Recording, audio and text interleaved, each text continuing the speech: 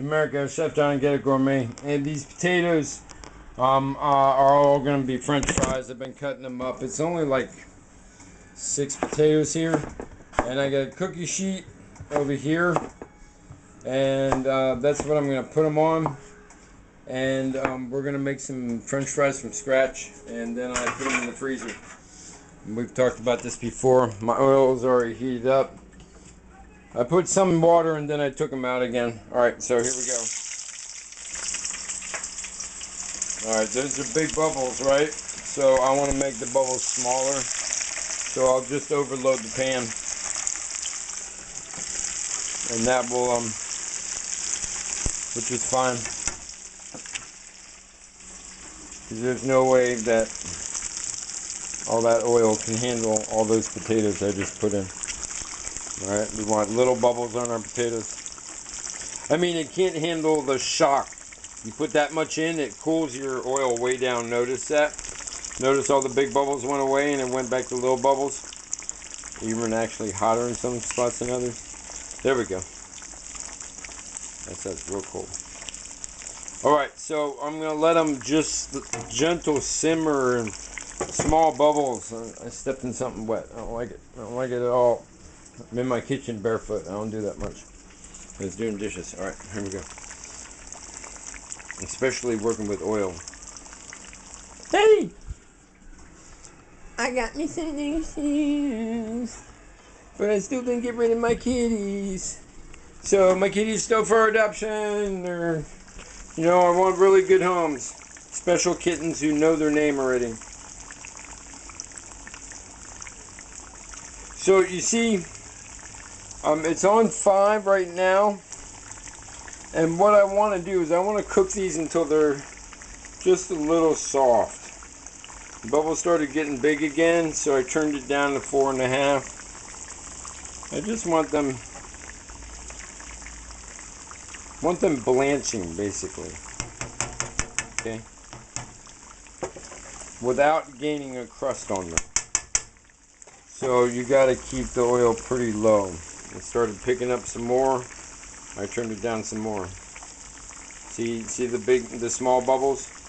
That's it. Or the foam on top and then big bubbles coming out. That tells you it's heating up faster than you want it. So I keep turning it down. I used to do it with dead oil at the fryer. Turn the fryer on. You know, make a batch and then turn around, fill the basket, and put it in the fryer. But that was restaurant industrial stuff. So this is home frying. It's different because we're dealing with different heat. Now see, notice kind of calmed down there a little bit. I'm going to move my product because we know product cooks at different levels when we're frying. On the bottom, it's always hotter because it's closer to the heat. And you got to think about that with frying. You think the whole thing is surrounded by heat, but the heat travels as heat does, and you know, it comes up from the base, from the heat, and into it. I'm gonna turn it up a little bit more. Got to slow down a little bit. And you're watching actual time here, so I don't see how anybody can learn if you're not getting like the science behind this. All right. So I've talked about the science before. Okay. So the French fry right now, we're blanching it, okay? So what we're doing is we're removing some of the moisture from them and cooking them partway through until they're soft, all right? And then we're going to deep fry them. Now, so we still want the center of these just a little bit raw, okay? We don't want them too soft. Then we're going to deep fry them at a higher temperature, and that's going to finish the cooking process. Alright, in between we're going to freeze them. I found this process works really well. Look, every fryer that you work with, even home fryers, I've been in frying for 20, whoa, my God. That's scary. More potatoes. Y'all know what I mean? Fine. Where is it? I'm not going to, yeah. Knock him in the oil. Almost got him. I shouldn't be doing that around oil. I could have hooked that right on my foot. That was crazy. Leave fly alone. Look at the oil. Do not do as I do. That was just not thinking well at all. So they're starting to get a little soft. I'm moving them a lot more than usual. That one's like ready. Alright. Last time I got them a little softer than I think I wanted and started, I don't know. So we got 2 batches to work with here though.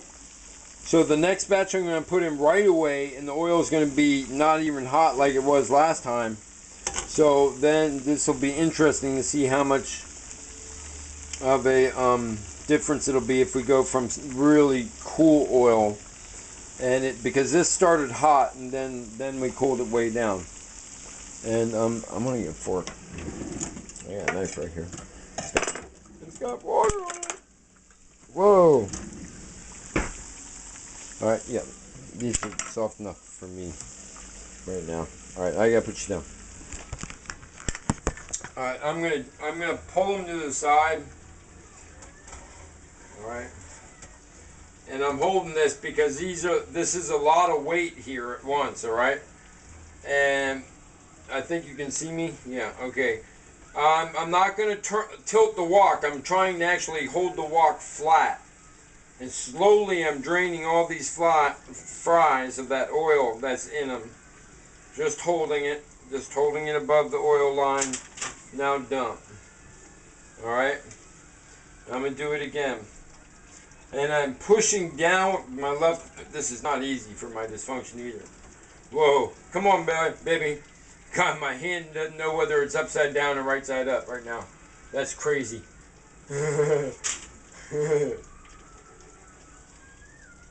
Really, sometimes my brain went because my arms will get twisted up real bad.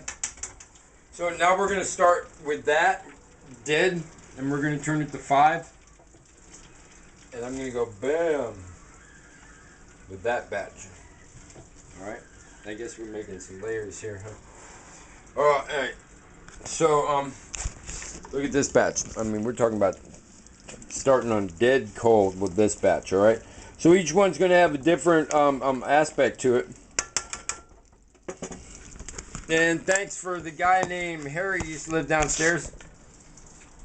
I kind of miss him because, like, he would walk around the front parking lot late at night drinking wine, smoking a cigarette, having his evening, you know, nice guy. And he always had a gun on him, you know, and he felt pretty safe in the parking lot, you know. And he gave me that. He's a welder. He moved up to Alaska. That was back when I wasn't doing the show yet, or I was just starting to think about it. I was starting to, you know, just collect things. And then it became, like, you know, I used to collect things just to collect things and have extra pans, but now I like purposely look for things. I was looking at food processors today, like, I would be the happiest man in the world if I had a food processor. Because I could show you some coulis and some purifications and some stuff that I can't do with a wand. I guess maybe if I take a 2-liter and work it right with, or I don't know, I need something with a bottom that the wand can get all the way into. Alright, so these are bubbling much, much slower. I'll give you a look at them. So what I just talked for another 2 minutes there.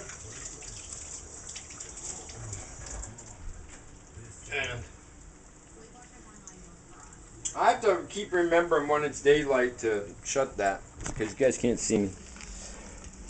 Alright, so, and then here's the bubbles, and see, they're just starting to move actually. The heat is just starting to get into this pile. And so we're going to let it do the same thing again. And I'm going to cut this at 10 minutes and then restart it immediately. So I want you to know the exact time that we're doing things. Alright, or cut it now. Alright, peace.